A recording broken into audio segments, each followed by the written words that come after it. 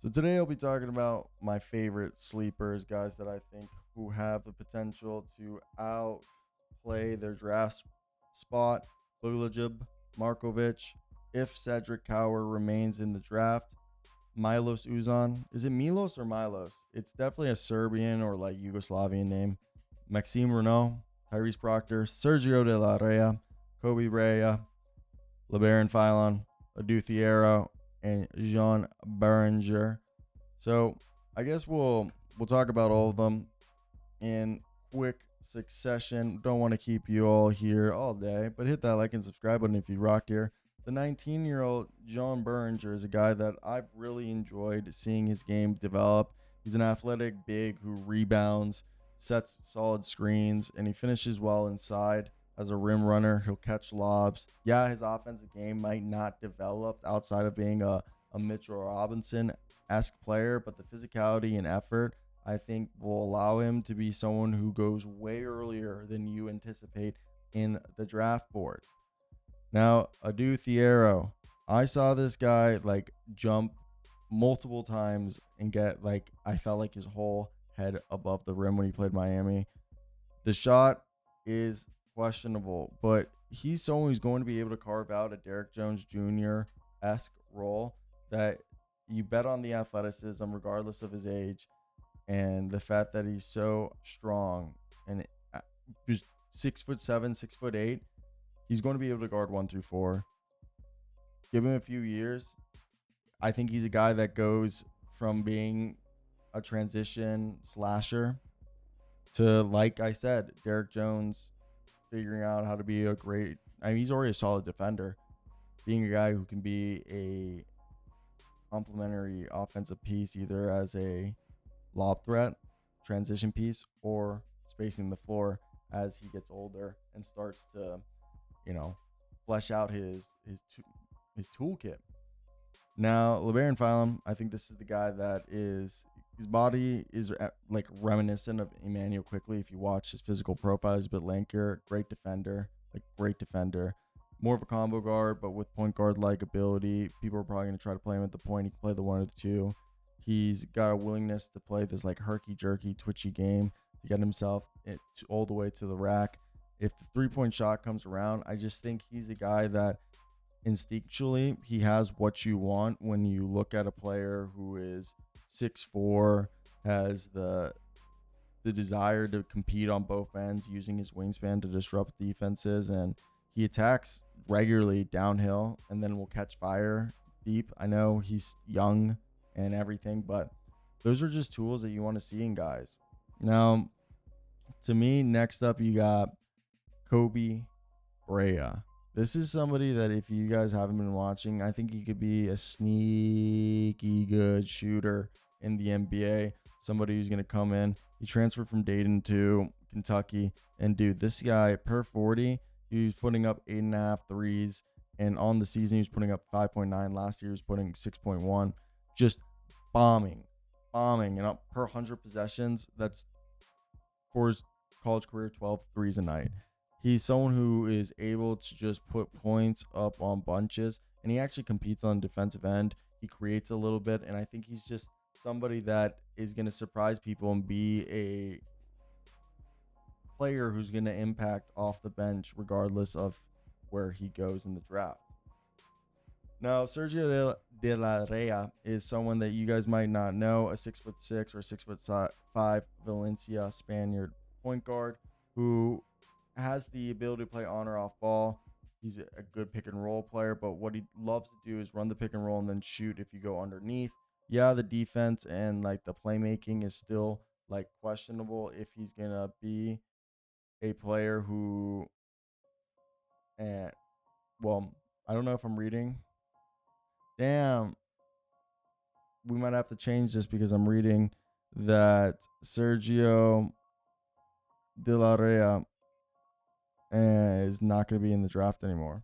So ignore Sergio. We're going to move on to Tyrese Proctor. I think Tyrese Proctor could be the poor man's right here. Poor man's Dyson Daniel with more of a point guard skill. He came out. He's a multi-positional defender. He's a guy who's going to be able to guard 1, 2s, 3s. He's going to be able to run the pick and roll. And he's shown to be a low volume 3-point shooter. Like, he kind of could be, like, obviously he's not the same size or same player, but like a Tyus Jones-esque guard. And honestly, if that's what you end up like getting or bringing in, I think that's pretty solid. And I would not be at all opposed to having a guy like that, because for me, I think Tyrese Proctor is the type of older player teams want at the guard spot, because the only question is the shooting. And if that comes around, he's going to be a guy who can play defense, create for others, be a 1, a 2, a secondary or a primary facilitator. And I have no problem dealing or, being a team that has a second round pick and is in need of a guy who can, spell the minutes whenever my starter,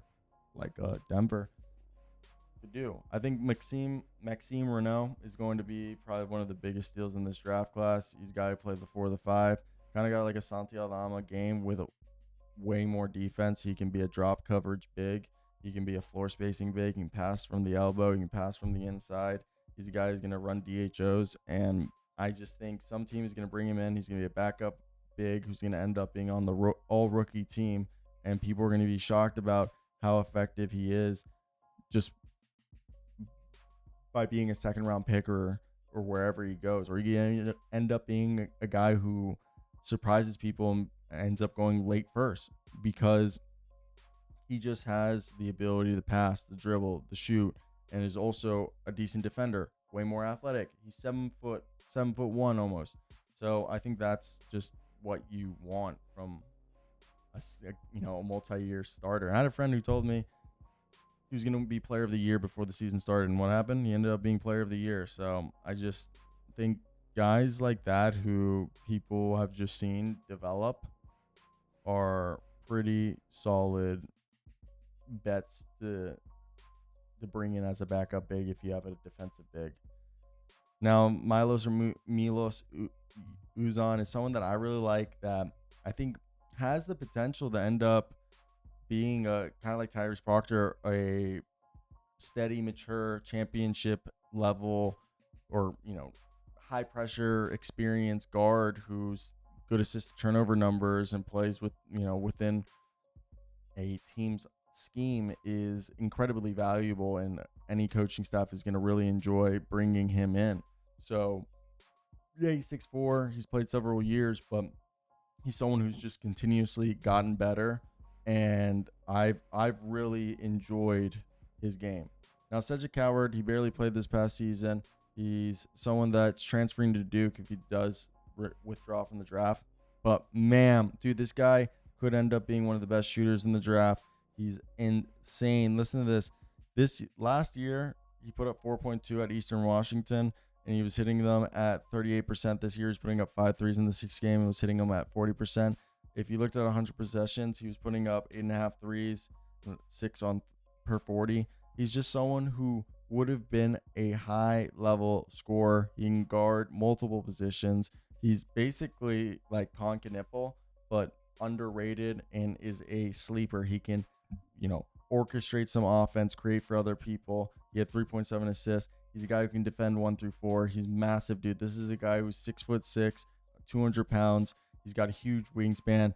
He's an athlete and just a confident scorer with just so many moves in his bags that I really, really think that he's someone that could just sneak and surprise people, that goes in the first round and is way more impactful than you think. Now, you could also just go to college and just continue to dominate there, but man, he's exciting, and I've been surprised just by like how much people have also been in similar like agreement that he's going to be someone that's going to come in and be good regardless college or the NBA. But yeah, so let's go ahead and talk about Bogoljub Markovic. I love Markovic.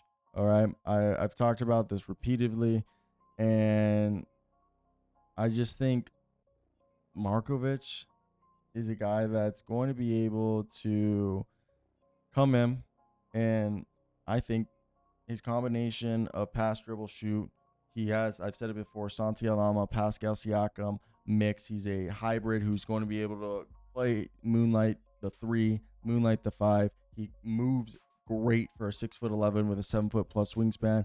He's got a shot that hits consistently from beyond the arc. He's a willing rebounder. He'll finish everything within 5 feet. He loves to flush it down.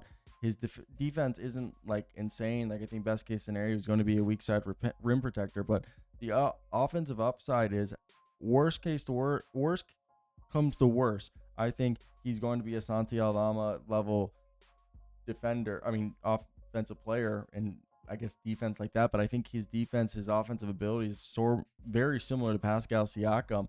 And to me, when you look at a guy like that, someone who almost averaged like 6 boards in one of the toughest leagues. And when he was on Belgrade the year before, he averaged almost a double. So this year, 14 and 7, he averaged 2.5 assists, 1 steal, 1 block game, 55% from the field, 41% from 3. Those numbers are insane. And I thought Pascal's 6'8", 245, but when you have a guy like Bogey who's 6'11", 230, the agility and the gazelle-like strides that he brings are formidable for someone of his size. He's elite at ball handling and being just kind of a threat running the court for just being a teenager. He's got moves. He can spin. He can cross over. He'll attack the rim and dribble penetrate. He's also a willing defender. He'll hustle, especially on the perimeter, and he's a guy who wants the ball in the clutch moments. His three-point shot, it was good this year, and it's fallen.